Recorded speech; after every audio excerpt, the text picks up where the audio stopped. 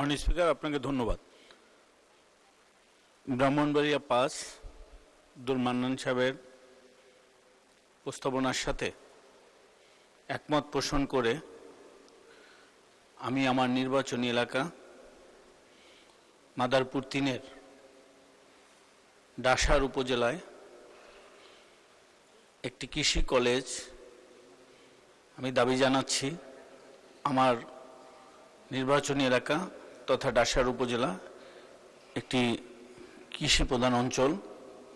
আমাদের অত্র এলাকায় কোথাও দুই জেলার মধ্যে কৃষি কলেজ নেই। যদি কৃষি কলেজ স্থাপন হয়, আমাদের এলাকার ছাত্রছাত্রীরা সেখানে পড়াশোনার সুযোগ পাবে, কৃষিক্ষেত্রে তারা একটি ভূমিকা রাখার সুযোগ পাবে। ধন্যবাদ মাননীয়। আপনাকেও ধন্যবাদ মাননীয় সদস্য। নীলফামারী ২ আসন থেকে নির্বাচিত মাননীয় সদস্য জনাব আল ফারুক আব্দুল লতিফ নেই। পটুয়াখালী ২ আসন থেকে নির্বাচিত মাননীয় সদস্য জনাব মোহাম্মদ শফিকুল ইসলাম। সময় ১ মিনিট। মাননীয় স্পিকার, আপনাকে ধন্যবাদ।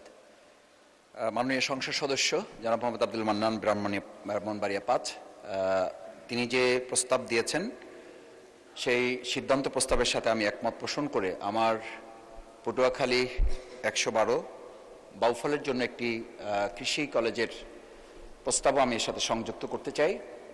কৃষি আমাদের বাংলাদেশের অন্যতম প্রাণকেন্দ্র এবং যার ভিত্তিতে আমাদের দেশের অর্থনীতি গড়ে ওঠে। ইতিমধ্যে আমরা লক্ষ্য করছি কৃষকদের সার এবং ডিলার সংকট, সারের মূল্যবৃদ্ধি, আমদানি নির্ভরতা, নতুন সময়ে বন্টন ব্যবস্থায় কিছু অনিয়ম, দলীয়করণের মাধ্যমে প্রকৃত কৃষকদের কাছে পৌঁছানোর যে প্রক্রিয়া, এই সমস্ত কিছুই একটা কলেজ নির্মাণের মধ্য দিয়ে কিছু কিছু বিষয়ে সমাধানের রাস্তায় পৌঁছা সম্ভব। আমি আশা করি আমার পটুয়াখালী বাউফলেও এরকম একটি কলেজ স্থাপন করে আমার এই যে আজকে সিদ্ধান্ত প্রস্তাব জনাব মান্নান সাহেব দিয়েছেন সেটি ধন্যবাদ মাননীয় সদস্য। দিনাজপুর ২ আসন থেকে নির্বাচিত মাননীয় সদস্য জনাব মোহাম্মদ সাদিক রিয়াজ। সময় ১ মিনিট। ধন্যবাদ।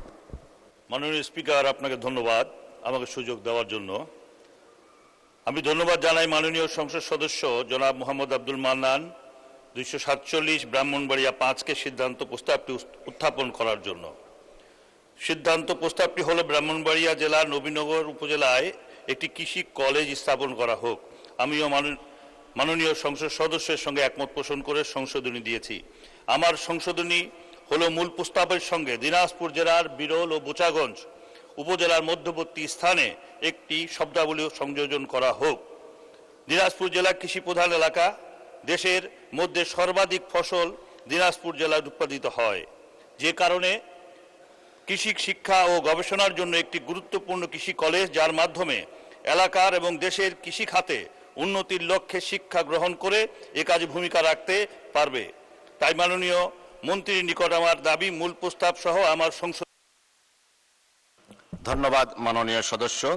কিশোরগঞ্জ ৫ আসন থেকে নির্বাচিত মাননীয় সদস্য জনাব শেখ মুজিবুর রহমান ইকবাল। সময় ১ মিনিট। ধন্যবাদ মাননীয় স্পিকার। আমি ব্রাহ্মণবাড়িয়া ৫ জনাব আব্দুল মান্নানের প্রস্তাবের সাথে আমার নির্বাচনী এলাকা কিশোরগঞ্জ ৫-এ বাজিতপুর একটি কৃষি কলেজ স্থাপনের লক্ষ্যে ওনার প্রস্তাবের সাথে এই শব্দটি সংযুক্ত করা হোক। বাজিতপুর একটি কৃষি নির্ভর এলাকা মাননীয় স্পিকার, ওখানে রাস্তাঘাট নাই, কৃষি যন্ত্রপাতি সম্বন্ধে আমাদের এলাকার কৃষকরা কিছুই জানেন না। উপরে আসমান, নিচে মাটি, কান্দে জোয়াল, হাতে কোদাল, এছাড়া তাদের কোনো শিক্ষাগত যোগ্যতা নাই। এখানে প্রচুর পরিমাণ শাক সবজি, ধান, পাট সব কিছু আবাদ হয়। যদি একটি কৃষি কলেজ হয়, আমাদের কৃষক সন্তানরা, ছেলেরা যদি কৃষিতে শিক্ষিত হয়, তাহলে আবাদ বাড়বে, দেশের উন্নতি হবে, খাদ্যের স্বয়ংসম্পূর্ণ হবে। অতএব জরুরি ভিত্তিতে এই আব্দুল মান্নান সাহেবের ব্রাহ্মণবাড়িয়া ৫ তার প্রস্তাবের সাথে আমি একত্র পোষণ করে আমার এলাকায় একটি কৃষি কলেজ নির্মাণের জন্য অনুরোধ জানাচ্ছি। ধন্যবাদ মাননীয় সদস্য। আমাদের প্রাথমিক গণশিক্ষা প্রতিমন্ত্রী ববি হাজ্জাজ উনি নেই হাউসে। আমি এই বিষয়টা সিদ্ধান্ত প্রস্তাব নম্বর ২ আপাতত স্থগিত রাখছি। উনি আজকে পরে এখানে ফেরত আসবো। এর মধ্যে আমি সিদ্ধান্ত প্রস্তাব নম্বর 3-এ যেতে চাই। আমি এখন মাননীয় সদস্য জনাব মোহাম্মদ এনামুল হক চট্টগ্রাম 12-কে তার সিদ্ধান্ত প্রস্তাবের পক্ষে বক্তব্য রাখার জন্য আহ্বান জানাচ্ছি। ধন্যবাদ। বিসমিল্লাহির রহমানির রহিম। মাননীয় স্পিকার, আপনাকে ধন্যবাদ। চট্টগ্রাম জেলার পটিয়া এক সময় একটি মহকুমা ছিল। ভৌগোলিক অবস্থানের কারণে পটিয়া উপজেলা অতীব গুরুত্বপূর্ণ অঞ্চল হলেও দীর্ঘ সময় অবহেলিত ও উন্নয়ন বঞ্চিত হয়ে আসছে, যার উৎকৃষ্ট উদাহরণ পটিয়া দায়রা জজ আদালতের জরাজীর্ণ চিত্রই বলে দেয়। যে দেশে প্রতি বছর লক্ষ লক্ষ কোটি টাকা জাতীয় বাজেট বরাদ্দ ও ব্যয় করা হয়, সেই দেশের একটি গুরুত্বপূর্ণ আদালতের জরাজীর্ণ ভবন পরিত্যক্ত ঘোষণার পরেও দীর্ঘ 40 বছর সেই পরিত্যক্ত ভবনে বিচার কার্যক্রম চলছে। এটা শুনতেও অনেকের কাছে অবান্তর মনে হবে। এজন্য আমি স্বচক্ষে মানুষের দুর্দশা দেখার জন্য মাননীয় আইন, বিচার ও সংসদ বিষয়ক মন্ত্রী মহোদয়কে আমন্ত্রণ জানাচ্ছি। 1882 সালে তৎকালীন ব্রিটিশ সরকার চট্টগ্রামের পটিয়ার আদালত ভবন নির্মাণ করেন। একই বছর এই ভবনের চৌকি আদালত চালু করা হয়। বর্তমানে এটি পটিয়া যুগ্ম জেলা ও দায়রা জজ আদালত হিসেবে পরিচিত। ব্রিটিশ আমলের নির্মিত এই ভবনটি দীর্ঘদিন ব্যবহারের পর 1985 সালে গণপূর্ত বিভাগ ভবনটি ব্যবহারের অনুপযোগী পরিত্যক্ত ঘোষণা করে। দুঃখজনক হলেও সত্য যে পরিত্যক্ত ঘোষণার প্রায় 40 বছর গত হয়েছে, হয়নি নতুন কোনো ভবন। যে ভবনটি 40 বছর পূর্বে পরিত্যক্ত ঘোষণা করা হয়, সেই পরিত্যক্ত ভবনেই চলছে আদালতের কার্যক্রম। পটিয়ার মোট 6টি আদালতের কার্যক্রম চলে। প্রথম, দ্বিতীয় অতিরিক্ত আদালত ও বোয়ালখালী, চন্দনাইশ, আনোয়ারা ও কর্ণফুলী উপজেলার বিচার প্রার্থীরা এই জরাজীর্ণ ভবনে আইনি সেবা নিতে আসেন। এখানে বিচারক ও কর্মকর্তা কর্মচারীদের জন্য নেই আবাসনের ব্যবস্থা। বর্তমানে উক্ত আদালতে 30,000-এর অধিক মামলা বিচারাধীন। মাননীয় স্পিকার, 145 বছরের পুরানো আদালত ভবনটি অত্যন্ত ঝুঁকিপূর্ণ। সামান্য বৃষ্টি হলে পানি পড়ে গুরুত্বপূর্ণ নথিপত্র নষ্ট হয়ে যায়। যে কোনো সময় বড় ধরনের দুর্ঘটনার আশঙ্কা বিদ্যমান।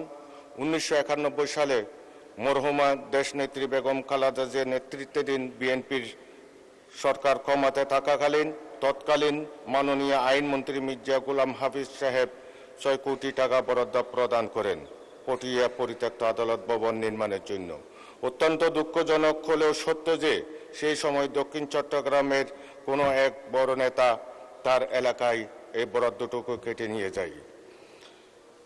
মাননীয় স্পিকার, চট্টগ্রাম দক্ষিণ জেলার মানুষের জনদুর্ভোগ লাঘবে সুষ্ঠু বিচার কাজ সম্পাদন ও আইনের শাসন জোরদার কল্পে দ্রুত পটিয়া আদালত ভবন নির্মাণ সময় দাবি বলে মনে করি।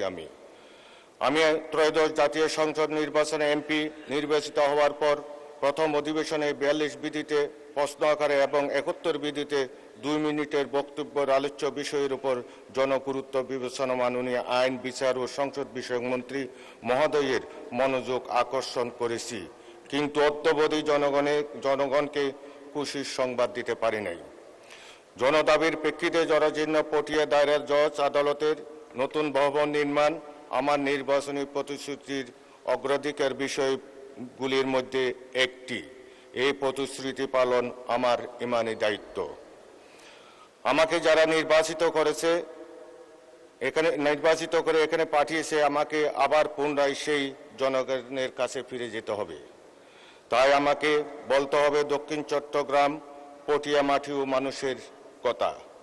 মা মাটি মানুষের আকাঙ্ক্ষার প্রতিফলনের মাধ্যমে যেন আমাদের সরকার ফিরে আসতে পারে বারংবার, সেই মোতাবেক হোক আমাদের প্রতিটি কর্ম পরিকল্পনা।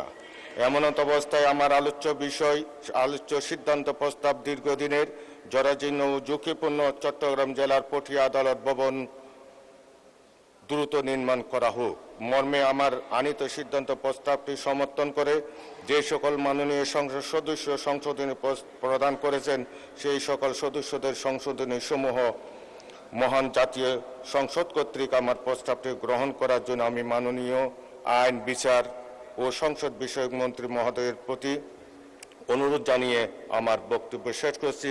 মাননীয় স্পিকার, আপনাকে ধন্যবাদ। আপনাকেও ধন্যবাদ মাননীয় সদস্যবৃন্দ। এই সিদ্ধান্ত প্রস্তাবের উপর 10 জন মাননীয় সংসদ সদস্য সংশোধনী দিয়েছেন। আমি এখন তাদেরকে নিজ নিজ সংশোধনী উত্থাপন এবং সংশোধনীর উপর সংক্ষিপ্ত বক্তব্য রাখার জন্য আহ্বান জানাচ্ছি। প্রথমে বক্তব্য রাখবেন মহিলা আসন নম্বর 32 নাদিয়া পাঠান পাপন। আপনার সময় 1 মিনিট। ধন্যবাদ। ধন্যবাদ মাননীয় স্পিকার। মূল প্রস্তাবের চট্টগ্রাম জেলার পটিয়া একটি শব্দগুলোর পর ব্রাহ্মণবাড়িয়া জেলা সদরে একটি শব্দগুলো সংযোজন করা হোক। মূল প্রস্তাবকের প্রস্তাব সমর্থন করে ব্রাহ্মণবাড়িয়া সদরেও একটি আধুনিক, নিরাপদ ও পূর্ণাঙ্গ আদালত ভবন নির্মাণের দাবি জানাচ্ছি। মাননীয় স্পিকার, 1984 সালে 15 ফেব্রুয়ারি ব্রাহ্মণবাড়িয়াকে একটি পূর্ণাঙ্গ জেলা হিসেবে ঘোষণা করার পর ব্রাহ্মণবাড়িয়া জেলা জজ ও দায়রা জজ আদালত প্রতিষ্ঠিত হয়। ব্রাহ্মণবাড়িয়া জেলার জজ আদালত এবং চিফ জুডিশিয়াল ম্যাজিস্ট্রেট আদালতের বিভিন্ন ট্রাইব্যুনালে আনুমানিক 70 থেকে 80 হাজার মামলা এখন বিচারাধীন রয়েছে। যেহেতু উক্ত মামলা আদালতটি সংস্কার গুরুত্বপূর্ণ একটি কেন্দ্র, যেহেতু এই বিচারিক কার্যক্রমের জন্য এটি একটি গুরুত্বপূর্ণ কেন্দ্র, সেহেতু উক্ত আদালতটি সংস্কার এবং ধন্যবাদ মাননীয় সদস্য। জনাব SM জাহাঙ্গীর হোসেন, ঢাকা 18। সময় 1 মিনিট। ধন্যবাদ। মাননীয় স্পিকার, আপনাকে ধন্যবাদ। মাননীয় স্পিকার, 289 চট্টগ্রাম 12 আসনের মাননীয় সংসদ সদস্য জনাব মোহাম্মদ এনামুল হকের সিদ্ধান্ত প্রথার সঙ্গে আমি একমত পোষণ করে বলতে চাই, সারা দেশে জনজীর্ণ, ভগ্নদশাগ্রস্ত এবং ব্যবহার অনুপযোগী হয়ে পড়া আদালত ভবনগুলো দ্রুত, আধুনিক ও মানসম্মত পুনর্নির্মাণ করা অত্যন্ত জরুরি। এতে বিচারক, আইনজীবী ও বিচারপ্রার্থী মানুষের জন্য নিরাপদ ও নির্বিঘ্নে পরিবেশ নিশ্চিত করার পাশাপাশি গুরুত্বপূর্ণ নথিপত্র যথাযথভাবে সংরক্ষণ করা সম্ভব হবে। এ বিষয়ে আমি মাননীয় আইন, বিচার ও সংসদ বিষয়ক মন্ত্রী মহোদয়ের সদয় দৃষ্টি আকর্ষণ করছি। মাননীয় স্পিকার, আপনাকে ধন্যবাদ। ধন্যবাদ মাননীয় সদস্য। শওকত আরা আক্তার, মহিলা আসন নম্বর 33। ধন্যবাদ। মাননীয় স্পিকার, আপনাকে ধন্যবাদ। আমি ধন্যবাদ জানাচ্ছি চট্টগ্রাম থেকে নির্বাচিত মাননীয় সংসদ সদস্য জনাব এনামুল হক, যিনি প্রস্তাবটি এনেছেন। মাননীয় স্পিকার, বর্তমান সরকার বিচার বিভাগকে অত্যন্ত গুরুত্ব দিয়ে মানুষের ন্যায় বিচার প্রাপ্তিকে সহজলভ্য করার জন্য আপ্রাণ চেষ্টা করছে। আর বিচারালয়ের জন্য আদালত ভবন একটি গুরুত্বপূর্ণ বিষয়। মেহেরপুর জেলার আদালত ভবনটি অনেক পুরানো এবং জরাজীর্ণ। বিদ্যমান জরাজীর্ণ আদালত ভবনটি সংস্কারের পাশাপাশি একটি নতুন আধুনিক ভবন নির্মাণ অতীব জরুরি। তাই আমার সংশোধনী সহ মাননীয় সদস্যের প্রস্তাবটি গ্রহণ করার জন্য মাননীয় মন্ত্রীকে অনুরোধ করছি। ধন্যবাদ মাননীয় স্পিকার। আপনাকে ধন্যবাদ মাননীয় সদস্য। জনাব মোহাম্মদ কামরুল হাসান, ময়মনসিংহ 6। সময় 1 মিনিট। ধন্যবাদ। আসসালামু আলাইকুম। মাননীয় স্পিকার, আপনাকে ধন্যবাদ। মূল প্রস্তাব চট্টগ্রাম 12 আসনের মাননীয় সংসদ সদস্য এনামুল হককে ধন্যবাদ জানাই। উনি গুরুত্বপূর্ণ একটি বিষয় নিয়ে এসেছেন। একই সাথে ওনার প্রস্তাব সমর্থনের পাশাপাশি আমার ফুলবাড়ী উপজেলায় 80 দশকে নির্মিত একটি আদালত ভবন রয়েছে, যেটা জরাজীর্ণ এবং বৃষ্টি হলেই পানি ঝরে, এবং এখানের এক পাশে এখন সাব রেজিস্ট্রি অফিস কর্মরত রয়েছে। এই দলিল দস্তাবেজ এবং নথিপত্র প্রায়ই ভিজে যায়। এই জন্য আমি দাবি করছি এই ভবনটি সংস্কার করে অথবা পুনর্নির্মাণ করে নির্মাণ করার ব্যবস্থা করা হোক। ধন্যবাদ মাননীয় স্পিকার। আপনাকে ধন্যবাদ মাননীয় সদস্য। ফাহমিদা হক, মহিলা আসন নম্বর 18। সময় 1 মিনিট।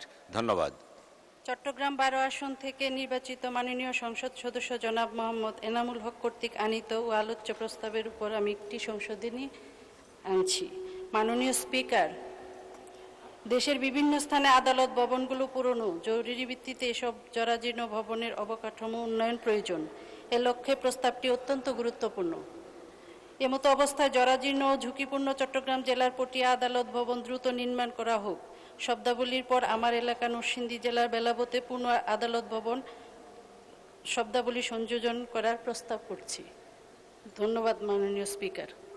আপনাকে ধন্যবাদ মাননীয় সদস্য। সেন্সিলা জেব্রিন, মহিলা আসন নম্বর 15, সময় 1 মিনিট। ধন্যবাদ। মাননীয় স্পিকার, আমি মূল প্রস্তাবকের সিদ্ধান্ত প্রস্তাবের সঙ্গে একমত পোষণ করে একটি সংশোধনী দিয়েছি। আমার সংশোধনী হলো, আমার নির্বাচনী এলাকা শেরপুর জেলার শেরপুর সদর উপজেলায় একটি চিফ জুডিশিয়াল ম্যাজিস্ট্রেট ভবন দ্রুত নির্মাণ করা হোক। শেরপুর জেলার 5টি উপজেলা থেকে প্রতিদিন বিপুল সংখ্যক বিচারপ্রার্থী জনগণ আদালতে আসেন। প্রয়োজনের তুলনায় এজলাসের সংখ্যা অপ্রতুল হওয়ায় প্রতিদিন পর্যায়ক্রমে 3 থেকে 4টি শিফটে বিচারিক কার্যক্রম পরিচালনা করতে হয়। বিচারপ্রার্থী জনগণ, বিশেষ করে নারী, শিশু, বয়স্ক, অসুস্থ, প্রতিবন্ধী ব্যক্তিদের দীর্ঘ সময় আদালত প্রাঙ্গণে দাঁড়ানো পর্যন্ত জায়গা থাকে না। অতিরিক্ত ভিড় এবং আসামিদের চাপের কারণে একাধিকবার আসামি পালিয়ে যাওয়ার ঘটনাও ঘটেছে। এতে আদালতের সার্বিক নিরাপত্তা প্রশ্নের মুখে পড়ছে। গিলোটিনের তৈরি অস্থায়ী কক্ষে পরিচালিত বিচারিক কার্যক্রমের অবসান ঘটিয়ে দ্রুত শেরপুর সদরে একটি পূর্ণাঙ্গ চিফ জুডিশিয়াল ম্যাজিস্ট্রেট আদালত ভবন নির্মাণ করা হোক, এই দাবি জানিয়ে মাননীয় আইনমন্ত্রী বিশেষ দৃষ্টি আকর্ষণ করছি। ধন্যবাদ মাননীয় স্পিকার। ধন্যবাদ মাননীয় সদস্য। জনাব মোহাম্মদ আব্দুল মান্নান, ব্রাহ্মণবাড়িয়া 5, সময় 1 মিনিট। ধন্যবাদ। মাননীয় স্পিকার, আপনাকে ধন্যবাদ। আমি চট্টগ্রাম থেকে নির্বাচিত মাননীয় সংসদ সদস্য জনাব মোহাম্মদ এনামুল হক সাহেবের সিদ্ধান্ত প্রস্তাবের সাথে একমত পোষণ করে আমার নির্বাচনী এলাকা ব্রাহ্মণবাড়িয়া 5 নবীনগরে আমাদের আদালত ভবন সংস্কারের জন্য মাননীয় আইন ও সংসদীয় মাননীয় মন্ত্রীর বরাবর আমার প্রস্তাব হচ্ছে যে এই আমাদের নবীনগর 150 বছর আগে এই আদালত ভবন প্রতিষ্ঠিত হয়েছে। ব্রিটিশ পিরিয়ডে এই আদালত ভবন প্রতিষ্ঠিত হয়েছে। 1884 সালে আমাদের নবীনগরে আদালত ভবন প্রতিষ্ঠিত হয়। এটা অত্যন্ত জরাজীর্ণ, যে কোনো সময় এই আদালত ভবন ভেঙে পড়ে যেতে পারে। বিচার প্রার্থীরা এবং যারা বিচারক তারা অত্যন্ত ঝুঁকির মধ্যে তারা কাজ করেন। আমি মাননীয় আইন ও সংসদ বিষয়ক মন্ত্রীর বরাবর তা দ্রুত সংস্কারের জন্য আমি ধন্যবাদ মাননীয় সদস্য। জনাব আনিসুর রহমান, মাদারীপুর 3, সময় 1 মিনিট। ধন্যবাদ। মাননীয় স্পিকার, আপনাকে ধন্যবাদ। মাননীয় সংসদ সদস্য চট্টগ্রাম 12 জনাব এনামুল হকের সাথে একমত পোষণ করে আমি আমার নির্বাচনী এলাকার মাদারীপুর সদরের কোর্ট ভবন জরাজীর্ণ অবস্থায় আছে এবং আসামিদের যেই পরিমাণ উপস্থিতি থাকে কোর্ট ভবনের অবস্থা মানুষের দাঁড়ানোর মতো জায়গাও থাকে না। এমত অবস্থায় দ্রুত আমরা একটি নতুন ভবন আমার মাদারীপুর জেলার কোর্ট এলাকায় দাবি করছি, যাতে মানুষ তার বিচার কার্যক্রম এবং তার বিচার প্রাপ্তির ক্ষেত্রে। ধন্যবাদ মাননীয় সদস্য। জনাব আল ফারুক আব্দুল লতিফ, নীলফামারী 2, ধন্যবাদ। সময় 1 মিনিট। জি, ধন্যবাদ মাননীয় স্পিকার। নীলফামারী জেলা আদালতের ভবনগুলো অত্যন্ত পুরাতন, সিজিএম ভবন নাই, এজলাসের অপ্রতুলতা রয়েছে। একই এজলাসে একাধিক বিচারককে বসতে হয়। আদালতগুলোর সামনে মামলারত ব্যক্তিদের বসার স্থানের অনেক অভাব এবং আইনজীবীগণের, আমি জেলা আইনজীবী সমিতির সভাপতি হিসেবে তাদের প্রতিনিধি হিসেবেও বলতে চাই যে আইনজীবীগণের বসার জায়গা খুবই অপ্রতুল, অনেক জায়গা প্রয়োজন। এই অবস্থায় আমি চট্টগ্রাম 12 এর মাননীয় সংসদ সদস্য জনাব মোহাম্মদ এনামুল হকের প্রস্তাব এর সাথে সংযুক্ত করে নীলফামারী জেলা সংযুক্ত করে নীলফামারী জেলাতেও এই বিষয়গুলো সমাধানের লক্ষ্যে সংশোধন করার জন্য প্রস্তাব পেশ করছি। ধন্যবাদ মাননীয় স্পিকার। ধন্যবাদ মাননীয় সদস্য। জনাব লুৎফুর রহমান কাজল, কক্সবাজার 3। দুঃখিত, কাজল নেই, জনাব লুৎফুর রহমান। কাজল তো চোখেই থাকে, এখানেও আছে। আপনি আমার আবারও চুকে দিলেন। ধন্যবাদ মাননীয় স্পিকার। আমি মাননীয় সংসদ সদস্য জনাব এনামুল হক চট্টগ্রাম 12 সিদ্ধান্তটাকে প্রস্তাবকে উত্থাপনের জন্য ধন্যবাদ জানাই। এটা একটা যুপোযোগী সিদ্ধান্ত প্রস্তাব। আপনি জানেন যে আমাদের কক্সবাজার জেলায় আইনজীবীদের বসার জায়গা নাই, আদালত ছোট, এখানে মাদক মামলা, মানব পাচার মামলা, অনেক ধরনের মামলা, অন্য যে কোনো জেলা থেকে মামলার সংখ্যা বেশি। তাই আমি মাননীয় সংসদ সদস্যের সঙ্গে যিনি প্রস্তাব দিয়েছেন একমত পোষণ করে সংশোধনী দিয়েছি। আমার সংশোধনী হলো মূল প্রস্তাবের পরে কক্সবাজার জেলা শব্দাবলী সংযোজন করা হোক।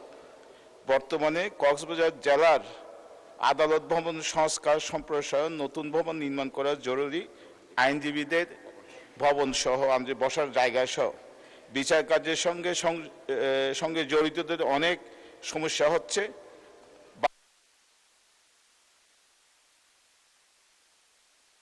আপনাকেও ধন্যবাদ মাননীয় সদস্য।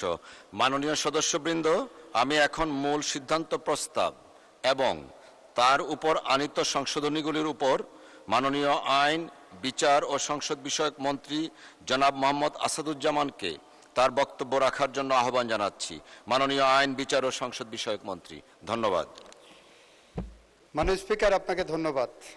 মাননীয় স্পিকার, বিচারাঙ্গন, আইনাঙ্গন, আইন বিভাগ বাংলাদেশের সবচেয়ে অবহেলিত একটি জনপদের নাম অ্যাজ এ হোল।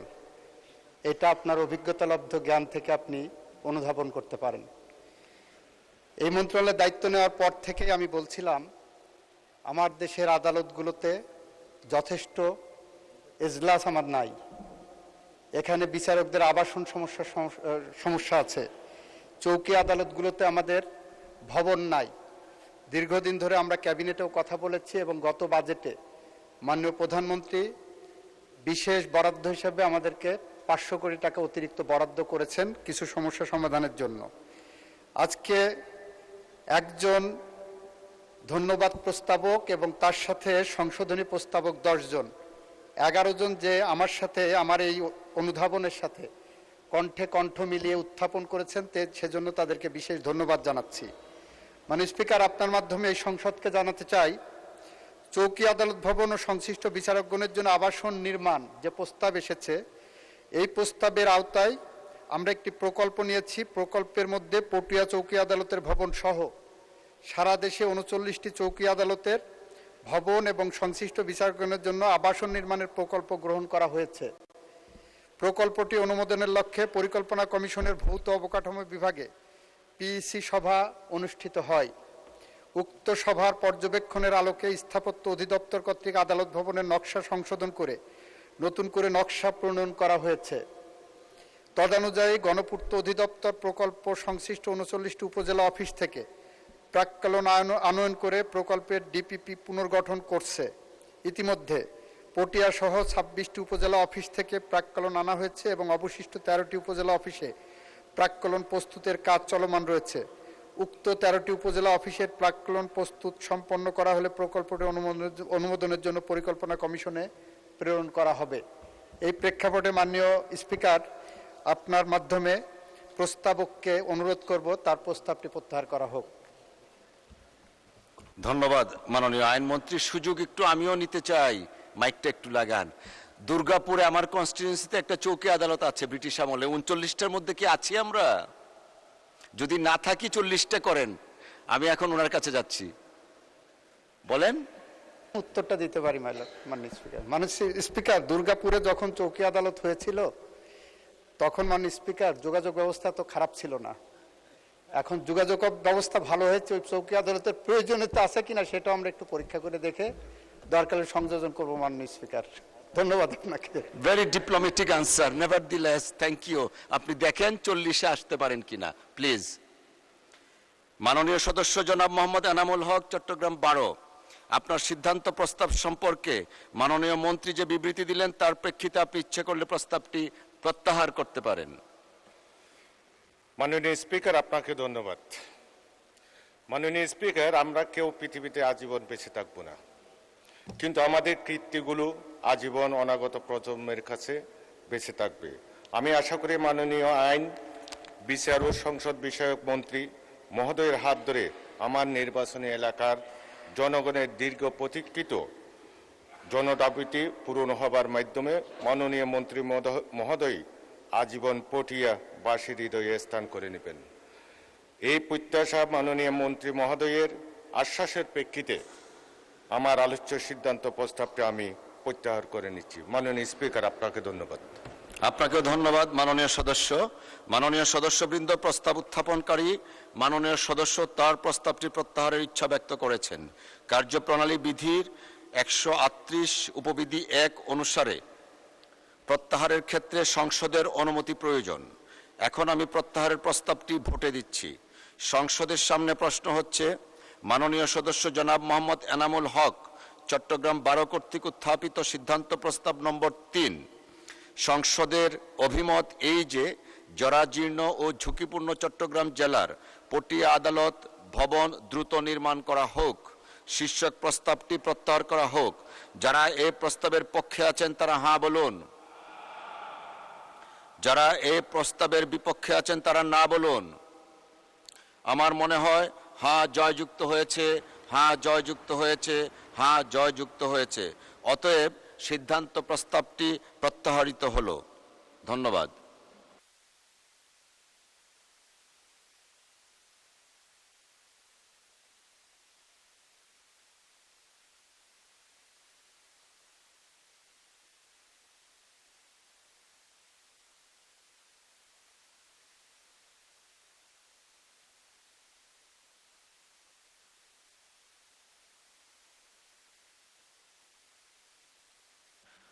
মাননীয় সদস্যবৃন্দ, মাননীয় প্রাথমিক ও গণশিক্ষা প্রতিমন্ত্রী সংসদে উপস্থিত আছেন। তাই আমি সিদ্ধান্ত প্রস্তাব নম্বর 2 এর অবশিষ্ট কার্যক্রমে ফেরত যাচ্ছি। মাননীয় সদস্যবৃন্দ, আমি এখন মূল সিদ্ধান্ত প্রস্তাব এবং তার উপর আনিত সংশোধনীগুলির উপর মাননীয় শিক্ষামন্ত্রীর পক্ষে মাননীয় প্রাথমিক ও গণশিক্ষা প্রতিমন্ত্রী জনাব ববি হাজ্জাজকে তার বক্তব্য রাখার জন্য আহ্বান জানাচ্ছি। মাননীয় প্রাথমিক ও গণশিক্ষা প্রতিমন্ত্রী, ধন্যবাদ আপনাকে। আসসালামু আলাইকুম মাননীয় স্পিকার মহোদয়, আমি প্রথমেই ক্ষমা চেয়ে নিচ্ছি একটু দেরিতে চেম্বারে উপস্থিত হবার জন্য। মাননীয় স্পিকার, মাননীয় সংসদ সদস্য জনাব মোহাম্মদ আব্দুল মান্নান মহোদয় ব্রাহ্মণবাড়িয়া জেলার নবীনগর উপজেলায় একটি কৃষি কলেজ স্থাপনের যে সিদ্ধান্ত প্রস্তাব উত্থাপন করেছেন সেজন্য তাকে আন্তরিক ধন্যবাদ জানাই। কৃষি আধুনিকায়ন, উৎপাদনশীলতা বৃদ্ধি এবং দক্ষ ও কর্মমুখী মানব সম্পদ তৈরির বিবেচনায় প্রস্তাবটি অত্যন্ত গুরুত্বপূর্ণ। মাননীয় স্পিকার, নবীনগর একটি বৃহৎ ও কৃষি নির্ভর উপজেলা। উপজেলার আয়তন 353.66 বর্গ কিলোমিটার। এখানে 21টি ইউনিয়ন, একটি পৌরসভা, 217টি গ্রাম ও 261টি মৌজা রয়েছে। উপজেলার মোট ফসলি জমির পরিমাণ প্রায় 27,000 হেক্টর। এর মধ্যে 7,670 হেক্টরের ফসলি এক ফসলি, 15,470 হেক্টর 2 ফসলি এবং 3,860 হেক্টর 3 ফসলি, অর্থাৎ মোট ফসলি জমির প্রায় 71.6% 2 বা 3 ফসলি। উপজেলার বার্ষিক খাদ্য চাহিদা প্রায় 78,444 মেট্রিক টন। বিপরীতে খাদ্য উৎপাদন প্রায় 80,516 মেট্রিক টন, অর্থাৎ স্থানীয় চাহিদার তুলনায় প্রায় 2,072 মেট্রিক টন বেশি খাদ্য উৎপাদিত হয়। পাশাপাশি উপজেলায় প্রায় 3,079টি পুকুর রয়েছে এবং বার্ষিক প্রায় 8,000 মেট্রিক টন মৎস্য উৎপাদিত হয়, যেখানে স্থানীয় চাহিদা প্রায় 6,300 মেট্রিক টন। এছাড়া 22টি গবাদি পশুর খামার ও 96টি ব্রয়লার মুরগির খামার রয়েছে। এসব উপাত্ত নবীনগরের কৃষি, মৎস্য এবং প্রাণী সম্পদ ভিত্তিক অর্থনীতির উল্লেখযোগ্য ভিত্তি নির্দেশ করে। মাননীয় স্পিকার, শিক্ষার ক্ষেত্রেও নবীনগরে একটি বিস্তৃত প্রাতিষ্ঠানিক ভিত্তি রয়েছে। সরকারি তথ্য অনুযায়ী উপজেলায় 39টি সহশিক্ষা উচ্চ বিদ্যালয়, 5টি বালিকা উচ্চ বিদ্যালয়, 4টি জুনিয়র উচ্চ বিদ্যালয়, 9টি সহশিক্ষা কলেজ এবং একটি মহিলা কলেজ রয়েছে। শিক্ষার হার 68.62%। এছাড়া কারিগরি শিক্ষা প্রতিষ্ঠানও রয়েছে। ব্রাহ্মণবাড়িয়া জেলার বাঞ্ছারামপুরে এগ্রিকালচার ট্রেনিং ইনস্টিটিউটে ডিপ্লোমা ইন এগ্রিকালচার পরিচালিত হচ্ছে। ফলে নবীনগরে নতুন কৃষি কলেজ স্থাপনের প্রয়োজনীয়তা নিরূপণের ক্ষেত্রে স্থানীয় শিক্ষার্থীর চাহিদা, পাশাপাশি নিকটবর্তী এলাকার বিদ্যমান কৃষি শিক্ষা প্রতিষ্ঠানের অবস্থান ও সক্ষমতা বিবেচনা নেওয়া প্রয়োজন। মাননীয় স্পিকার, বর্তমান কৃষি শুধু প্রচলিত ফসল উৎপাদনের মধ্যে সীমাবদ্ধ নয়। কৃষি যান্ত্রিকীকরণ, উন্নত বীজ, সেচ প্রযুক্তি, মৃত্তিকা ব্যবস্থাপনা, মৎস্য ও প্রাণী সম্পদ, কৃষি পণ্য প্রক্রিয়াজাতকরণ, বিপণন এবং কৃষিভিত্তিক উদ্যোক্তা উন্নয়নের জন্য দক্ষ জনশক্তির প্রয়োজন রয়েছে। নবীনগর 27,000 হেক্টর ফসলি জমি, বছরে 80,000 মেট্রিক টনের বেশি খাদ্য উৎপাদন এবং উল্লেখযোগ্য মৎস্য ও প্রাণী সম্পদ কার্যক্রমের প্রেক্ষাপটে কৃষি শিক্ষার সম্ভাব্য চাহিদাও রয়েছে।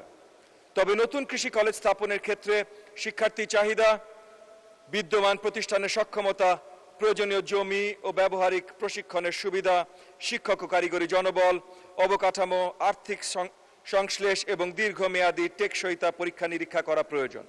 মাননীয় স্পিকার, এ বিষয়ে শিক্ষা মন্ত্রণালয়ের অবস্থান হলো নবীনগর উপজেলায় কৃষি কলেজ স্থাপনের জন্য বিধিবিধান সম্মত প্রস্তাবনা পাওয়া গেলে সংশ্লিষ্ট কর্তৃপক্ষের মতামত, স্থানীয় চাহিদা, বিদ্যমান শিক্ষা সুবিধা ও সার্বিক সম্ভাব্য পরীক্ষা নিরীক্ষা পূর্বক কৃষি কলেজ স্থাপনের বিষয়ে প্রয়োজনীয় কার্যক্রম গ্রহণ করা হবে। অতএব মাননীয় সংসদ সদস্য মহোদয়ের প্রস্তাবটি গুরুত্বের সঙ্গে বিবেচনার দাবি রাখে। যথাযথ প্রস্তাব প্রাপ্তি এবং প্রচলিত বিধিবিধান অনুযায়ী প্রয়োজনীয় পরীক্ষা নিরীক্ষা সাপেক্ষে এ বিষয়ে পরবর্তী কার্যক্রম গ্রহণ করা হবে। অতএব সরকারের এ অবস্থান বিবেচনায় নিয়ে মাননীয় সংসদ সদস্যকে তার উত্থাপিত সিদ্ধান্ত প্রস্তাবটি প্রত্যাহার করার জন্য অনুরোধ জানাচ্ছি। ধন্যবাদ মাননীয় স্পিকার।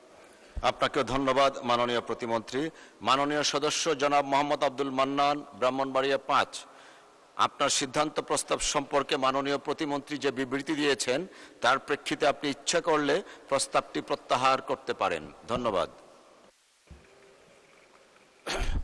মাননীয় স্পিকার, আপনাকে ধন্যবাদ। মাননীয় স্পিকার, আমরা ছোটবেলা থেকে জেনে এসেছি education is the backbone of a nation. একটি যে জাতি যত শিক্ষিত সে জাতি তত উন্নত। আজকে আমাদের এই বর্তমান যে গণতান্ত্রিক সরকার, মাননীয় সংসদ নেতা মাননীয় প্রধানমন্ত্রী জনাব তারেক রহমানের নেতৃত্বে যে সরকার গঠিত হয়েছে, গণতান্ত্রিক সরকার, সেই সরকারের যে নতুন বাংলাদেশ বিনির্মাণের যে উদ্যোগ, সেই উদ্যোগকে সফল করতে হলে আমাদের সকল স্তরে শিক্ষা সরিয়ে দিতে হবে। একটি বৃহৎ জনগোষ্ঠীকে পিছনে রেখে, বাদ রেখে এই শিক্ষা দিয়ে আমাদের যে দেশের উন্নয়ন হবে না। কাজেই আমার বক্তব্য হচ্ছে যে কৃষিকে যেভাবে এই সরকার গুরুত্ব দিয়েছেন এবং কৃষিতে যে বাজেট দিয়েছেন, বিশেষ করে শিক্ষা হাতে সবচেয়ে বেশি বাজেট দিয়েছেন, আমি সেজন্যে আমি মাননীয় মন্ত্রীর কাছে আমার নিবেদন থাকবে, অনুরোধ থাকবে যে আমাদের নির্বাচনী এলাকা ব্রাহ্মণবাড়িয়া 5, নবীনগর একটি বৃহৎ উপজেলা এবং আমার যে জেলা ব্রাহ্মণবাড়িয়া এবং পার্শ্ববর্তী আমাদের যে জেলা কুমিল্লা বিভাগে কোথাও কৃষি কলেজ নেই। কাজেই আমার যে নির্বাচনী এলাকা, এখানে অনেক সস্তা জমি পাওয়া যায় এবং আমার এলাকায় অনেক স্কুল কলেজ আছে, ছাত্রছাত্রী অনেক আছে। সাধারণ শিক্ষায় শিক্ষিত হয়ে মানুষ বেকার, আমাদের বেকার ঘুরছে। কাজেই যদি একটা কৃষি কলেজ এখানে প্রতিষ্ঠা করা হয়, তাহলে কৃষি খাতে আজকে শুধু কৃষিকাজ করার জন্য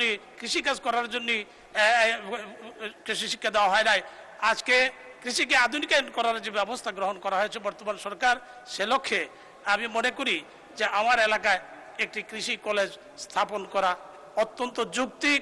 আমি সেই যৌক্তিক দাবি রাখি এবং আমার মাননীয় মন্ত্রীর আশ্বাসের প্রেক্ষিতে আমি আমার এই সিদ্ধান্ত প্রস্তাব প্রত্যাহার করতে চাই। স্পিকার, আপনাকে ধন্যবাদ। আপনাকে ধন্যবাদ মাননীয় সদস্য। মাননীয় সদস্যবৃন্দ, প্রস্তাব উত্থাপনকারী মাননীয় সদস্য তার প্রস্তাবটি প্রত্যাহারের ইচ্ছে ব্যক্ত করেছেন। কার্যপ্রণালী বিধির 138 উপবিধি 1 অনুযায়ী প্রত্যাহারের ক্ষেত্রে সংসদের অনুমতি প্রয়োজন। এখন আমি প্রত্যাহারের প্রস্তাবটি ভোটে দিচ্ছি। সংসদের সামনে প্রশ্ন হচ্ছে, মাননীয় সদস্য জনাব মোহাম্মদ আব্দুল মান্নান কর্তৃক উত্থাপিত সিদ্ধান্ত প্রস্তাব নম্বর 2। সংসদের অভিমত এই যে ব্রাহ্মণবাড়িয়া জেলার নবীনগর উপজেলায় একটি কৃষি কলেজ স্থাপন করা হোক। শীর্ষক প্রস্তাবটি প্রত্যাহার করা হোক। যারা এই প্রস্তাবের পক্ষে আছেন তারা হাঁ বলুন। যারা এই প্রস্তাবের বিপক্ষে আছেন তারা না বলুন। আমার মনে হয় হাঁ জয়যুক্ত হয়েছে, হাঁ জয়যুক্ত হয়েছে, হাঁ জয়যুক্ত হয়েছে। অতএব সিদ্ধান্ত প্রস্তাবটি প্রত্যাহারিত হলো। মাননীয় সদস্যবৃন্দ, সিদ্ধান্ত প্রস্তাব নম্বর 4 এবং সিদ্ধান্ত প্রস্তাব নম্বর 5 এর উপর কার্যক্রম আজকের মতো স্থগিত করা হলো। পরবর্তী বেসরকারি দিবসে এই দুইটি বিষয় নিষ্পত্তি করা হবে।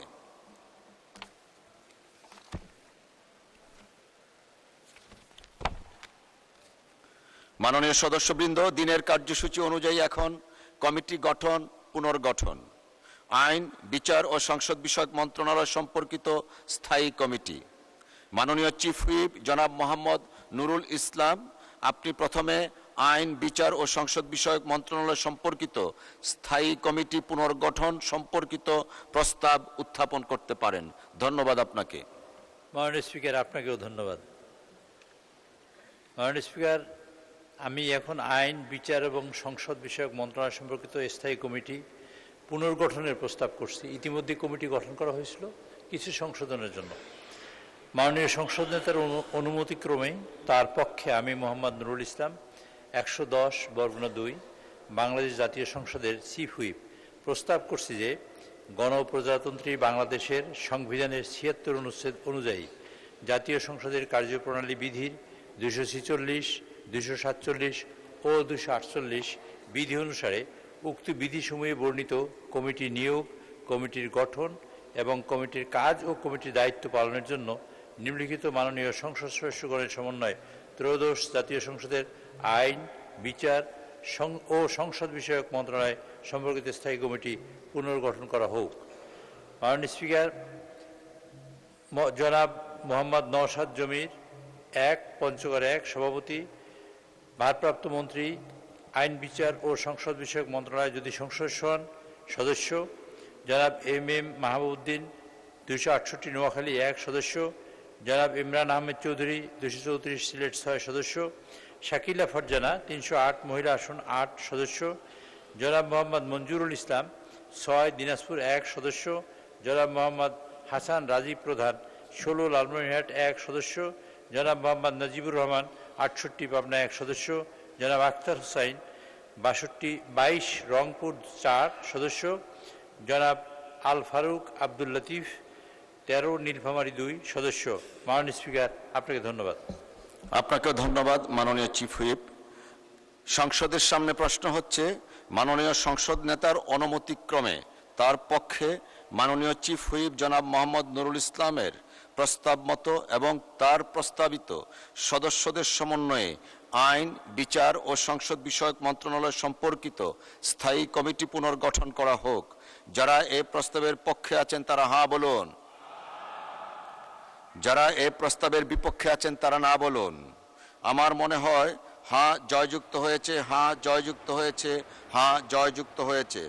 অতএব প্রস্তাবটি সংসদে সর্বসম্মতিক্রমে গৃহীত হলো এবং আইন, বিচার ও সংসদ বিষয়ক মন্ত্রণালয় সম্পর্কিত স্থায়ী কমিটি 21 পুনর্গঠিত হলো। মুক্তিযুদ্ধ বিষয়ক মন্ত্রণালয় সম্পর্কিত স্থায়ী কমিটি। মাননীয় চিফ হুইপ জনাব নুরুল ইসলাম, আপনি এখন মুক্তিযুদ্ধ বিষয়ক মন্ত্রণালয় সম্পর্কিত স্থায়ী কমিটি পুনর্গঠন সম্পর্কিত প্রস্তাব উত্থাপন করতে পারেন। ধন্যবাদ আপনাকে। মাননীয় স্পিকার, আমাদের একজন সদস্য, তার পরিবর্তে আমাদের বিরোধী দলীয় নেতৃবৃন্দ, বিরোধী দলীয় নেতা, তিনি আরেকজনের নাম প্রস্তাব করছেন। সেই মর্মে আবার পুনর্গঠন করা হয়েছে এই মুক্তিযুদ্ধ বিষয়ক মন্ত্রণালয় সম্পর্কিত স্থায়ী কমিটি। মাননীয় স্পিকার, আপনাকে ধন্যবাদ। আমি এখন মুক্তিযুদ্ধ বিষয়ক মন্ত্রণালয় সম্পর্কিত স্থায়ী কমিটি গঠনের প্রস্তাব উত্থাপন করছি। মাননীয় সংসদ নেতার অনুমতিক্রমে তার পক্ষে আমি মোহাম্মদ নুরুল ইসলাম 110/2 বাংলাদেশ জাতীয় সংসদের চিফ হুইপ প্রস্তাব করছি যে গণপ্রজাতন্ত্রী বাংলাদেশের সংবিধানের 76 অনুচ্ছেদ অনুযায়ী জাতীয় সংসদের কার্যপ্রণালী বিধির 246, 247 ও 248 বিধি অনুসারে উক্ত বিধিসমূহে বর্ণিত কমিটির নিয়োগ, কমিটির গঠন, কমিটির কাজ ও কমিটির দায়িত্ব পালনের জন্য নিম্নলিখিত মাননীয় সংসদ সদস্যগণের সমন্বয়ে ত্রয়োদশ জাতীয় সংসদের মুক্তিযুদ্ধ বিষয়ক মন্ত্রণালয় সম্পর্কিত স্থায়ী কমিটি পুনর্গঠন করা হোক।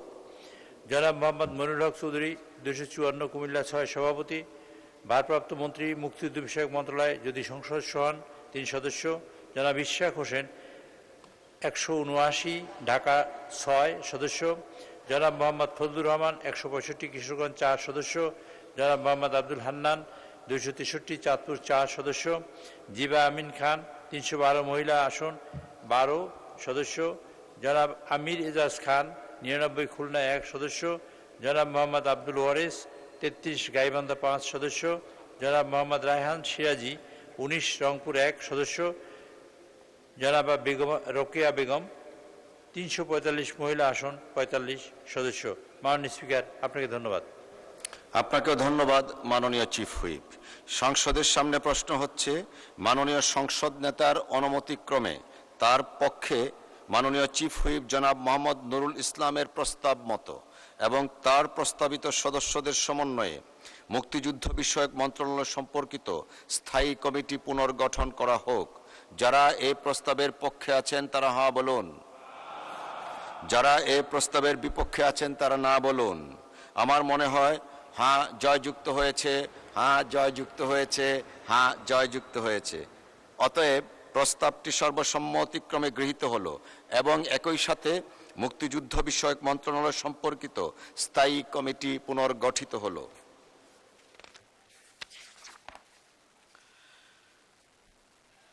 বিশেষ কমিটি, মাননীয় চিফ হুইপ জনাব মোহাম্মদ নুরুল ইসলাম, আপনি এখন বিশেষ কমিটি পুনর্গঠন সম্পর্কিত প্রস্তাব উত্থাপন করতে পারেন।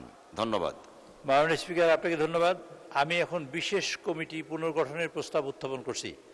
মাননীয় সংসদ নেতার অনুমতিক্রমে তার পক্ষে আমি মোহাম্মদ নুরুল ইসলাম 110/2 বাংলাদেশ জাতীয় সংসদের চিফ হুইপ প্রস্তাব করছি যে গণপ্রজাতন্ত্রী বাংলাদেশের সংবিধানের 76 অনুচ্ছেদ অনুযায়ী জাতীয় সংসদের কার্যপ্রণালী বিধির 266 বিধি অনুসারে কমিটি গঠন, কমিটির কাজ ও কমিটির দায়িত্ব পালনের জন্য নিম্নলিখিত মাননীয় সংসদ সদস্যগণের সমন্বয়ে 13 সদস্য বিশিষ্ট ত্রয়োদশ জাতীয় সংসদের বিশেষ কমিটি গঠন করা হোক। জনাব জয়নুল আবেদিন 121 বরিশাল 3 সভাপতি, মির্জা আব্বাস উদ্দিন আহমেদ 181 ঢাকা 8 সদস্য, জনাব সালাউদ্দিন আহমেদ 294 কক্সবাজার 1 সদস্য, জনাব মোহাম্মদ নুরুল ইসলাম 110/2 সদস্য, জনাব মোহাম্মদ আসাদুজ্জামান 81 জিনেদা 1 সদস্য, ডক্টর মোহাম্মদ ওসমান ফারুক 164 কিশোরগঞ্জ 3 সদস্য, জনাব এম মাহবুবউদ্দিন 268 নোয়াখালী 1 সদস্য, জনাব মোহাম্মদ আব্দুল বাড়ি 35 জয়পুরহাট 2 সদস্য, জনাব মোহাম্মদ নওশাদ জামির 1 পঞ্চগড় 1 সদস্য, ফারজানা শারমিন 58 নাটোর 1 সদস্য, জনাব মোহাম্মদ মুজিবুর রহমান 52 রাজশাহী 1 সদস্য, জনাব মোহাম্মদ রফিকুল ইসলাম 65 সিরাজগঞ্জ 4 সদস্য, জনাব মোহাম্মদ নাজিবুর রহমান 68 পাবনা 1 সদস্য। মাননীয় স্পিকার, আপনাকে ধন্যবাদ। আপনাকেও ধন্যবাদ মাননীয় চিফ হুইপ পুনর্গঠনের প্রস্তাবের জন্য। সংসদের সামনে প্রশ্ন হচ্ছে মাননীয় সংসদ নেতার অনুমতিক্রমে তার পক্ষে মাননীয় চিফ হুইপ জনাব মোহাম্মদ নুরুল ইসলামের প্রস্তাব মতো এবং তার প্রস্তাবিত সদস্যদের সমন্বয়ে বিশেষ কমিটি পুনর্গঠন করা হোক। যারা এই প্রস্তাবের পক্ষে আছেন তারা হ্যাঁ বলুন, যারা এই প্রস্তাবের বিপক্ষে আছেন তারা না বলুন। আমার মনে হয় হ্যাঁ জয়যুক্ত হয়েছে, হ্যাঁ জয়যুক্ত হয়েছে, হ্যাঁ জয়যুক্ত হয়েছে। অতএব প্রস্তাবটি সর্বসম্মতিক্রমে মহান সংসদে গৃহীত হলো এবং একই সাথে বিশেষ কমিটি পুনর্গঠিত হলো। মাননীয় চিফ হুইপ জনাব মোহাম্মদ নুরুল ইসলাম, আপনি এখন পরিকল্পনা মন্ত্রণালয় সম্পর্কিত স্থায়ী কমিটি পুনর্গঠন সম্পর্কিত প্রস্তাব উত্থাপন করতে পারেন। ধন্যবাদ আপনাকে। মাননীয় স্পিকার, আপনাকে ধন্যবাদ। আমি এখন পরিকল্পনা মন্ত্রণালয় সম্পর্কিত স্থায়ী কমিটি পুনর্গঠনের প্রস্তাব করছি।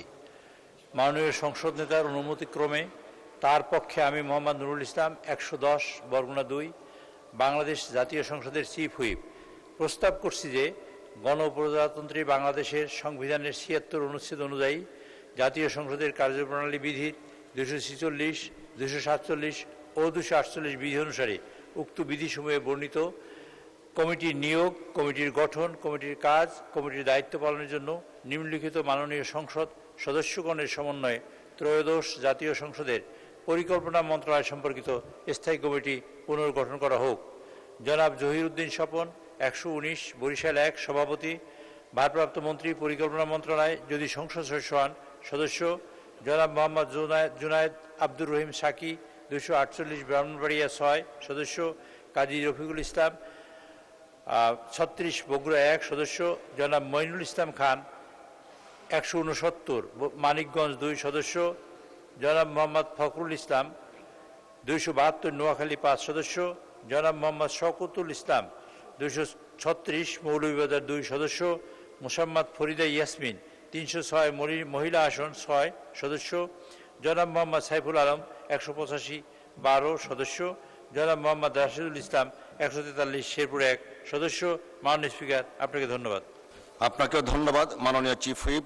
মহান সংসদের সামনে প্রশ্ন হচ্ছে, মাননীয় সংসদ নেতার অনুমতিক্রমে তার পক্ষে মাননীয় চিফ হুইপ জনাব মোহাম্মদ নুরুল ইসলামের প্রস্তাব মতো এবং তার প্রস্তাবিত সদস্যদের সমন্বয়ে পরিকল্পনা মন্ত্রণালয় সম্পর্কিত স্থায়ী কমিটি পুনর্গঠন করা হোক। যারা এই প্রস্তাবের পক্ষে আছেন তারা হ্যাঁ বলুন, যারা এই প্রস্তাবের বিপক্ষে আছেন তারা না বলুন। আমার মনে হয় হ্যাঁ জয়যুক্ত হয়েছে, হ্যাঁ জয়যুক্ত হয়েছে, হ্যাঁ জয়যুক্ত হয়েছে। অতএব প্রস্তাবটি সংসদে সর্বসম্মতিক্রমে গৃহীত হলো এবং পরিকল্পনা মন্ত্রণালয় সম্পর্কিত স্থায়ী কমিটি পুনর্গঠিত হলো। মাননীয় চিফ হুইপ জনাব মোহাম্মদ নুরুল ইসলাম, আপনি এখন সরকারি হিসাব সম্পর্কিত স্থায়ী কমিটি পুনর্গঠন সম্পর্কিত প্রস্তাব উত্থাপন করতে পারেন। ধন্যবাদ আপনাকে।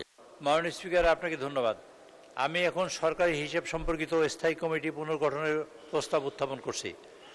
মাননীয় সংসদ নেতার অনুমতিক্রমে তার পক্ষে আমি মোহাম্মদ নুরুল ইসলাম 110 বরগুনা 2 বাংলাদেশ জাতীয় সংসদের চিফ হুইপ প্রস্তাব করছি যে গণপ্রজাতন্ত্রী বাংলাদেশের সংবিধানের 76 অনুচ্ছেদ অনুযায়ী জাতীয় সংসদের কার্যপ্রণালী বিধির 234 বিধি অনুসারে 233 বিধিতে বর্ণিত কমিটির কাজ, কমিটির দায়িত্ব পালনের জন্য নিম্নলিখিত মাননীয় সংসদ সদস্যগণের সমন্বয়ে ত্রয়োদশ জাতীয় সংসদের সরকারি হিসাব সম্পর্কিত স্থায়ী কমিটি গঠন করা হোক।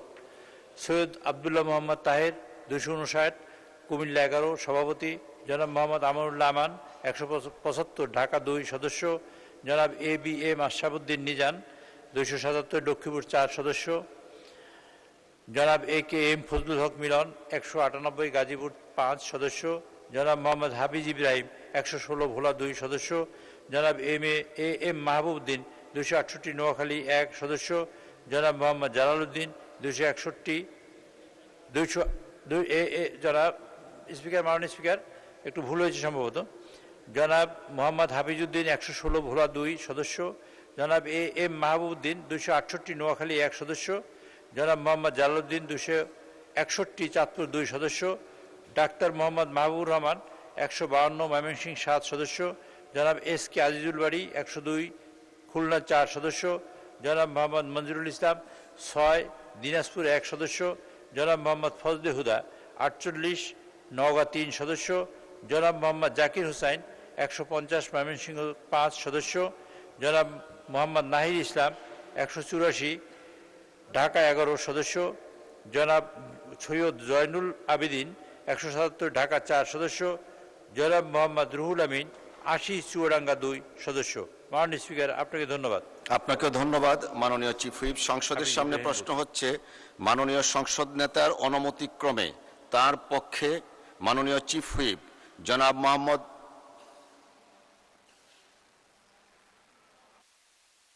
মাননীয় বিরোধী দলীয় নেতার মাইকটা একটু দিবেন প্লিজ।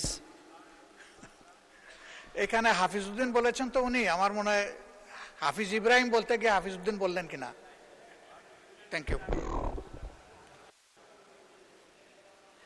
মাননীয় চিফ হুইপের মাইকটা প্লিজ। এখানে ভুল হতে পারে, তো 5 নম্বরে আছে জনাব মোহাম্মদ হাফিজ ইব্রাহিম, 116 ভোলা 2 সদস্য।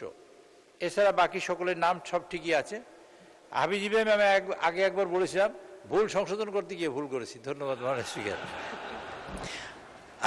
আর সেই ভুলটাই আমাদের মাননীয় বিরোধী দলের নেতা ধরিয়ে দিয়েছেন, তার মানে উনি প্রতি মুহূর্তে শুনেন মনোযোগ সহকারে।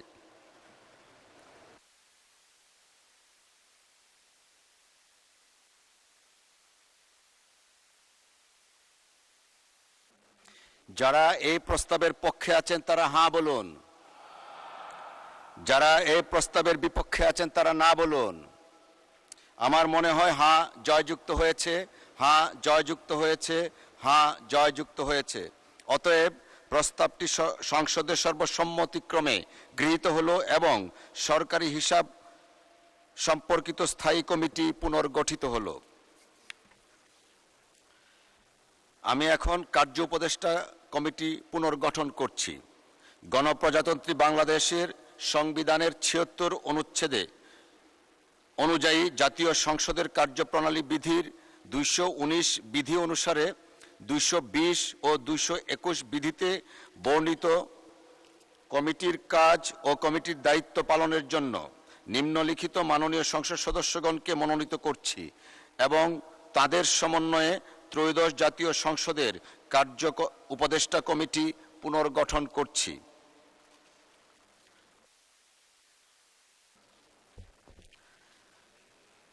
প্রথমেই জনাব হাফিজউদ্দিন আহমেদ বীর বিক্রম, 117 ভোলা 3 সভাপতি। জনাব তারেক রহমান, 190 ঢাকা 17 সদস্য। জনাব মোহাম্মদ শফিকুর রহমান, 188 ঢাকা 15 সদস্য। ডক্টর খন্দকার মুশাররফ হোসেন, 249 কুমিল্লা 1 সদস্য। জনাব গয়েশ্বরচন্দ্র রায়, 176 ঢাকা 3 সদস্য। ডক্টর আব্দুল মঈন খান, 200 নরসিংদী 2 সদস্য। জনাব আমির খসরু মাহমুদ চৌধুরী, 288 চট্টগ্রাম 11 সদস্য। জনাব সালাউদ্দিন আহমদ, 294 কক্সবাজার 1 সদস্য। ব্যারিস্টার কায়সার কামাল, 157 নেত্রকোনা 1 সদস্য। জনাব মোহাম্মদ নুরুল ইসলাম, 110 বরগুনা 2 সদস্য। জনাব মোহাম্মদ আসাদুজ্জামান, 81 ঝিনাইদহ 1 সদস্য। সৈয়দ আবদুল্লাহ মোহাম্মদ তাহের, 259 কুমিল্লা 11 সদস্য। জনাব ATM আজহারুল ইসলাম, 20 রংপুর 2 সদস্য। জনাব মোহাম্মদ নাহিদ ইসলাম, 184 ঢাকা 11 সদস্য। জনাব মোহাম্মদ নওশাদ জমির, 1 পঞ্চগড় 1 সদস্য। সেই সাথে কার্য উপদেষ্টা কমিটি পুনর্গঠিত হলো। ধন্যবাদ সবাইকে।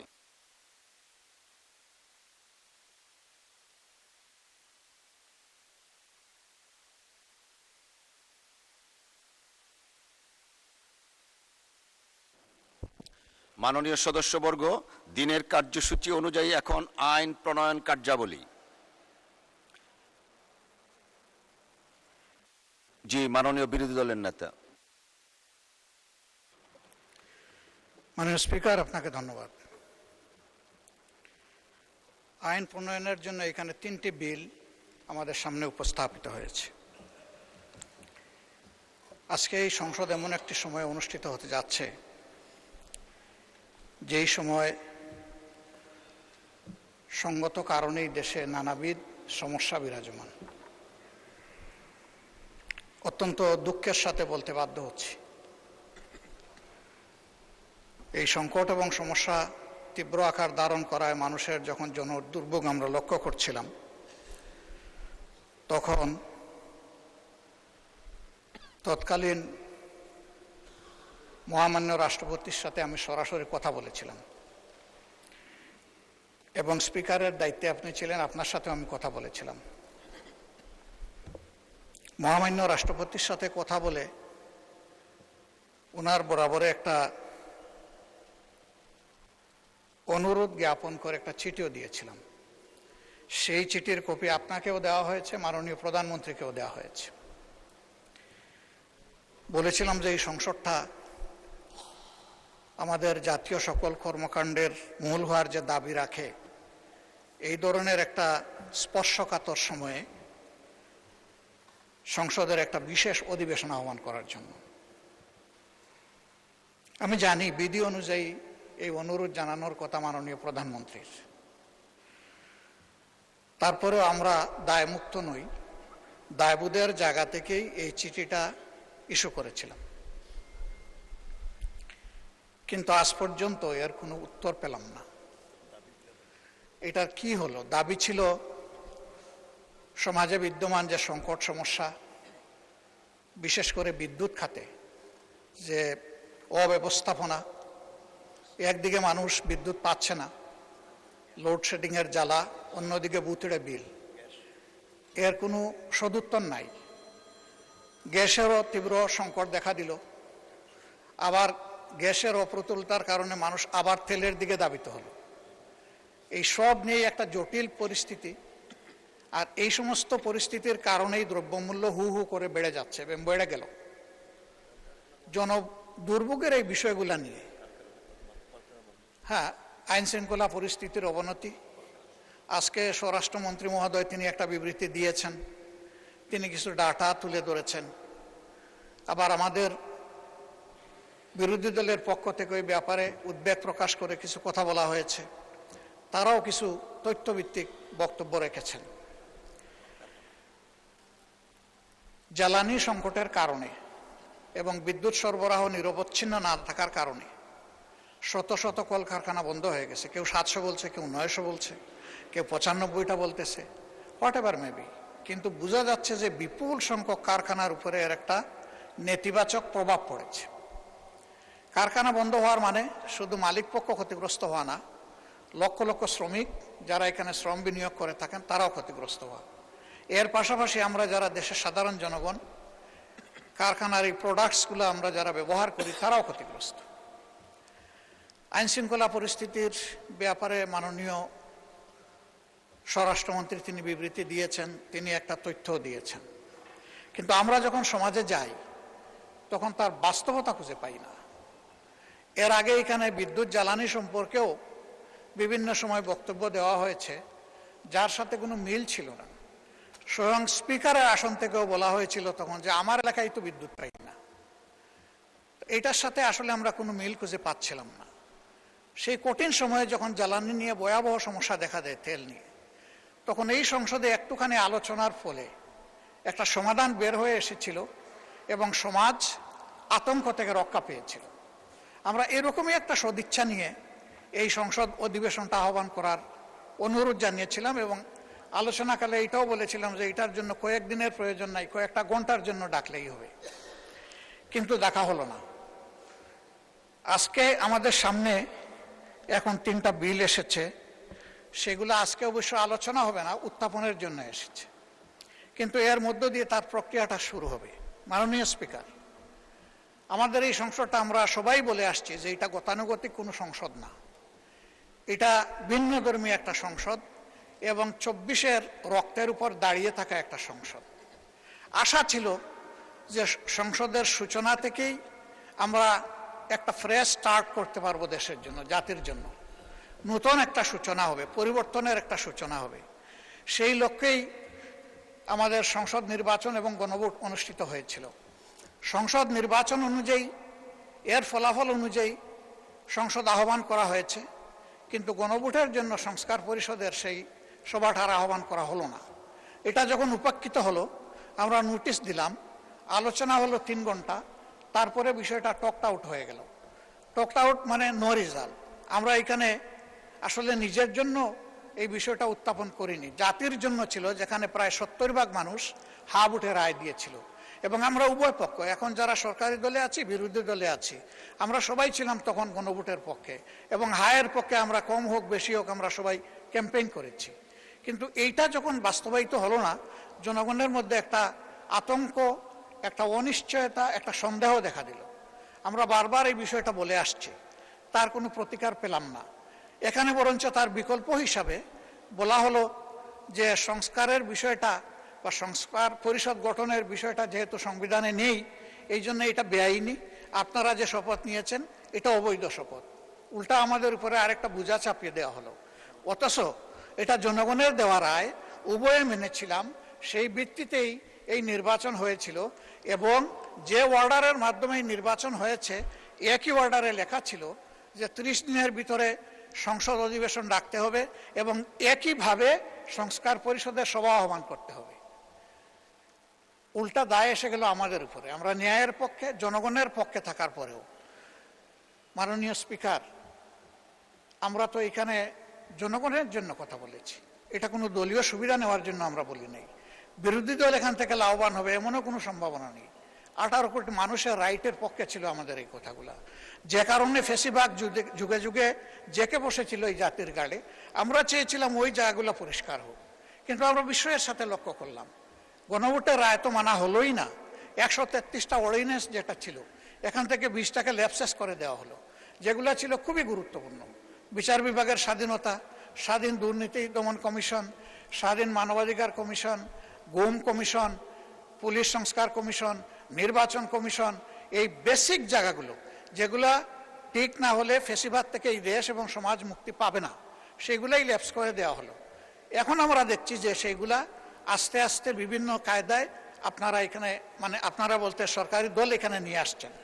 আরেকটা বিষয় এখানে লক্ষণীয়, আজকের দিনটা হলো বৃহস্পতিবার। আমাদের কনসেনসাস অনুযায়ী এই দিনটা হচ্ছে বেসরকারি দিবস। বেসরকারি দিবসে সরকারি বিল আসে কিনা এটা আমি জানি না, আমাকে জানালে আমি খুশি হব। আজকের দিনটা হলো বেসরকারি সদস্যদের জন্য। হ্যাঁ, বেসরকারি সদস্য বিরোধী দলেরও হতে পারেন, সরকারি দলের হতে পারেন, মন্ত্রীদের বাইরে যারা আছেন তারা সকলেই আমরা বেসরকারি সদস্য। আমরা সেই বিল আনতে পারি এবং পেন্ডিং অনেকগুলা বেসরকারি বিল আছে, সেই বিলগুলো আজকে না এনে আমি মনে করি যে এখানে অধিকার ক্ষুণ্ণ করা হয়েছে এবং আজকে এখানে যেভাবে সরকারি বিল উত্থাপন করা হচ্ছে এটা বোধহয় কোনো ভালো নজির হবে না।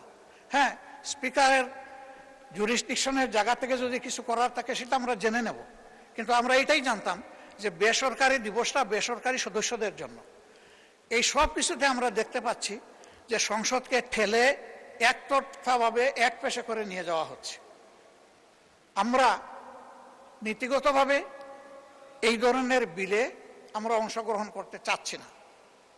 আমরা আশঙ্কা করছি যে এর মাধ্যমে সংস্কারের যে মূল দাবি সেইটাকেই চাপা দেওয়া হবে, তা আমরা সেই চাপা দেওয়ার পক্ষে নাই। আমরা সংস্কারের মূল দাবির পক্ষে জোরালো এবং স্পষ্ট অবস্থান আমাদের।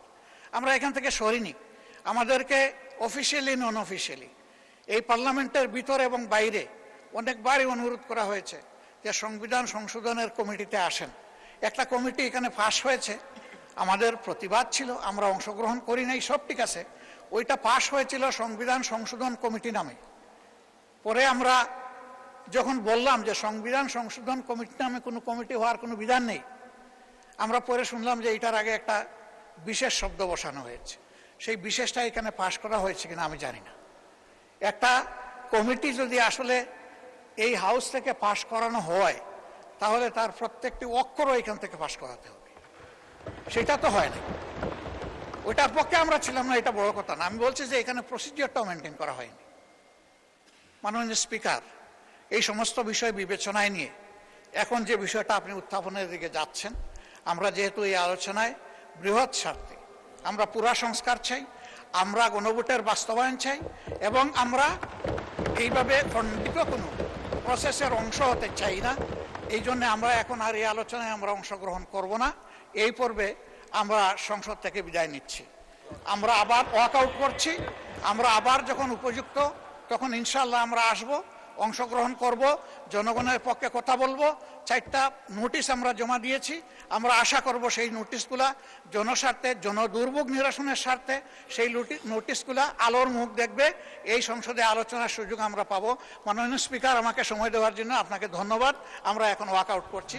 আসসালামু আলাইকুম। মাননীয় বিরোধী দলের নেতা, ওয়াক আউট করার স্বাধীনতা আপনার আছে, বাট সংসদের ভিতরে সবকিছু আলোচনা করা দরকার, না হলে জাতি কি পাবে? আমি অনুরোধ করব আপনারা বসেন, আলোচনায় অংশগ্রহণ করেন, পক্ষ বিপক্ষ বিতর্ক থাকবে, বিতর্কের মধ্যে দিয়েই তো জাতি পরিচালিত হবে আপনাদের নেতৃত্বে।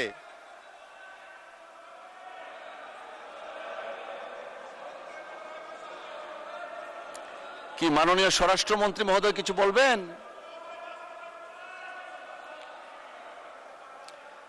এই মাননীয় স্বরাষ্ট্রমন্ত্রী মহোদয়ের মাইকটা দেন প্লিজ। মাননীয় স্পিকার, আমরা ধৈর্য সহকারে এতক্ষণ মাননীয় বিরোধী দলীয় নেতার বক্তব্য শুনেছি। অবশ্যই এটা কোন বিধিতে বলছেন আপনিই বলতে পারবেন। বিরোধী দলীয় নেতা দাঁড়িয়েছেন সেই জন্য আপনি ফোর্স দিয়েছেন, বিধি টিধি আর জিজ্ঞেস করার প্রয়োজন হয়নি। বিরোধী দলীয় নেতার প্রেরোগেটিভ। ধন্যবাদ। সেটা আমি জানি মাননীয় স্পিকার। আবার জিজ্ঞেস করছেন যে না, এখন আন্ডার দি সান এনিথিং উনি ভুলে গেলেন আর কি সবকিছু বিষয়ে।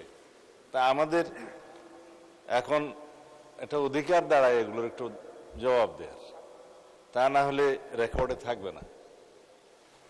উদ্দেশ্য ছিল প্রধানত এই আইন প্রণয়ন কর্মকাণ্ডে সহযোগিতা না করা, এই আইনগুলো পার্লামেন্টে আসুক এই দাবি প্রথম সেশন থেকে তাদেরই ছিল।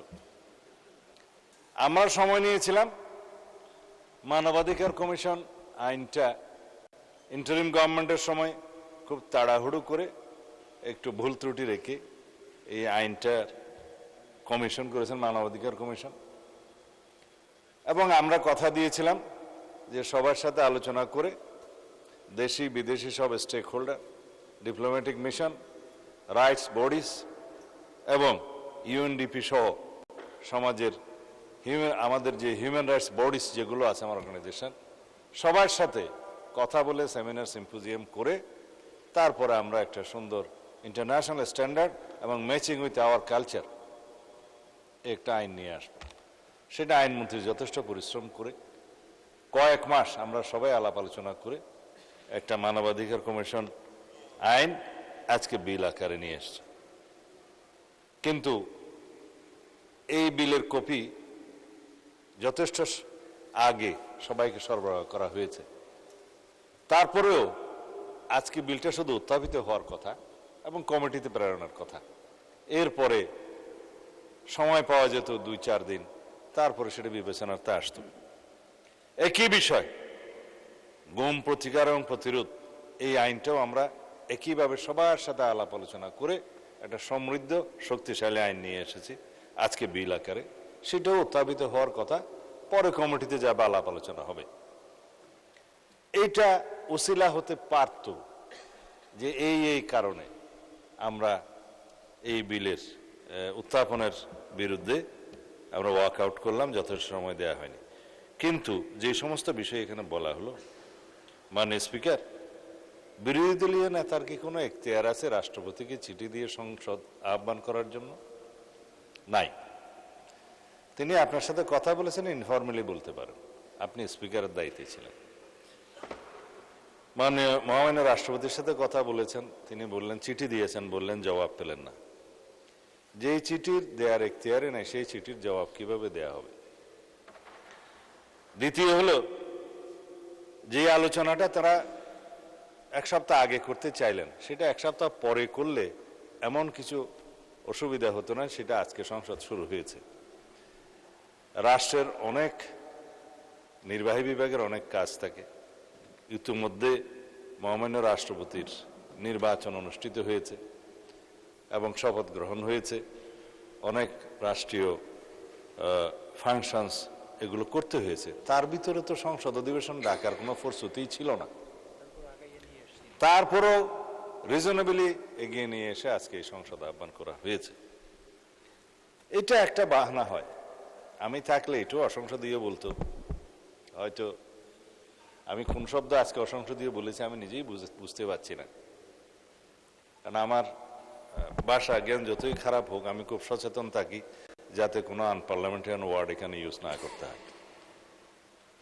তারা যখন মানে ওপেন হ্যান্ডেড কথা বলে যে দেশে চুরি ছিনতাই হচ্ছে, এই ব্যাপারে আপনার বক্তব্য কি? স্পেসিফিক করে বলতে বলেছিলাম, তাহলে আমি উত্তর দেব।